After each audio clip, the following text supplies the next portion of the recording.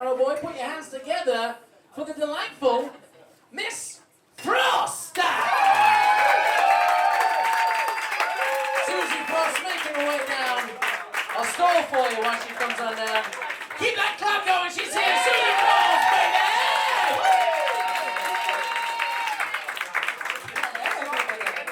It's an absolute pleasure to be here performing for you this evening. As the eagle-eyed among you may have noticed, I'm a female comedian.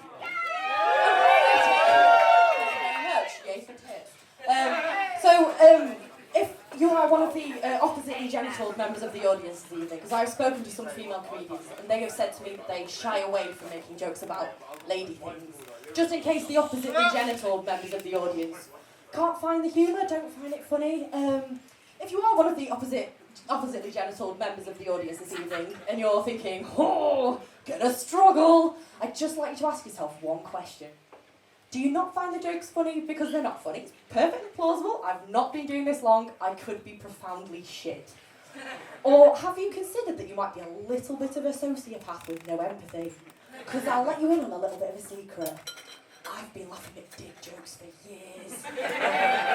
There's no dick in there. Well, there's sometimes a dick in there. Well, there's quite often a dick in there. Or at the least something phallic. I've been on Tinder, guys. I do very well for myself. It was quite a good thing for everybody me being on Tinder, because I can suck a cracking cock and I can lick a fanny like a champion, so everyone wins. I'd like to point out it's not my own fanny, it's generally attached to another human being. No, when I masturbated when I was younger, I did so as I presume all other young girls my age masturbated. Under the covers, with a torch, and Harry Potter fan fiction. This was printed off, of course. This was in the days before laptops because I'm an actual old person. Most people had porn magazines to wipe to. I had a ring binder. I still can't walk into WH Smith without someone having to follow me with a mop. She's found the lever arch files! We're gonna need a bigger bucket! I feel like I might have lost some people on the Harry Potter fanfiction aspect of that last. Does anybody used to read Harry Potter fanfiction? Anyone? What parents did you used to like? You know, like Ron, Hermione, Dumbledore. Any? Dumbledore. Whoa!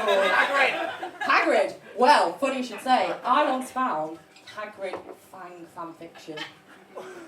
Yeah, that was a difficult one, I'm not gonna lie. So, as I mentioned earlier, I'm not one to shy away from making jokes about lady things. Next section, a little bit period heavy. Pun intended. If you are one of the aforementioned, I was going to say penis-flavoured humans, and I actually quite like that, it's quite inclusive. If you're a penis-flavoured human in the audience this evening, and you are insistent that you will not be laughing at a period joke because that's disgusting, I would bet my entire yearly wage that at least 70% of the penis-flavoured members of the audience have thought about sticking a penis in a bomb hole. That's where they hide the brown treasure. Now who's disgusting? So, show of hands, ladies, who gets heavy periods? Yeah? Yeah, awful. I get the sicky, fainty kind, which is a fucking nightmare for everybody involved. Now, I am also a moron 90% of the time. You throw in a shit ton of hormones into that mix, I'm a completely dysfunctional human being. Therefore, worst place for me to be on my period is in work. Because every time I get up to change my tampon, forget the tampon. And then I have to do the awkward shuffle back to my desk to smuggle out sanitary products like a bleeding drug mule. Because heaven forbid anyone in this office knows that this completely normal thing is happening to me.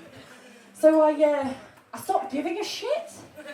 And I decided to give my moron brain a visual cue. And I kept a pack of tampons on my desk. And this worked like a charm. Until HR came down the office one day. A woman, might I add, who goes through the exact same thing every month. She looks at the tampons, looks at me, looks at the tampons, turned to me in disgust and goes, "Oh, really? Yeah? They're tampons? They've not already been up there? I'm not trying to pass them off as posh tea bags." On an unrelated note, would you care for a red bush tea? It's a little bit zingy, I've got a urine infection. So just to lower the tone even further from bestiality and periods, if that's at all possible, let's talk about my pending divorce, shall we? Yay! And don't worry, it's not a sad thing, I'm very fucking pleased with myself. I actually have a lot to thank my soon-to-be ex-husband, actually. Number one, if he wasn't such a profound arsehole, I would never have left him and had the most fun, whorish 2 months of my life on Tinder. Subsequently, would never have met current boyfriend, who is genuinely the sweetest human I've ever met in my life. Bonus points, knows his way around a vagina. Not once have I had to say to him, no darling, that's not a clitoris, that's a pee hole. Fellas, if your lady laughed at that joke, it's not cum, it's definitely piss. Sorry. I say fellas not because I'm sexist, but because no matter what our sexual orientation, us ladies already have the cheat codes for eating pussy. We've got one, we know how it works. And finally, number 3, I wouldn't be here doing this in front of you guys today if it wasn't for my soon-to-be ex-husband. I had the idea to do this shortly after we got married. I was in a job completely devoid of anything creative, and I needed an outlet. My only 2 at the time were sewing and baking, and yarn is disgustingly expensive, and once you discover you have the ability to make an entire cake in under an hour, you then discover you also have the ability to eat an entire cake in under an hour. I needed something that wasn't going to bankrupt me and write me a one-way ticket to diabetes. So I took this idea to my lovely supportive husband. And I said, hey, I've checked out these open mic nights, thought we could go out, check them out, instead of staying in the fucking house like we usually do. The next 4 words that man said to me have haunted me ever since. But you're not funny. But you're not funny. Now, if there is one thing that motivates me more than anything in this entire world, it is spite. Fast forward 2 years, I wrote myself a 5-minute set, performed it, within 24 hours, I got another gig. So,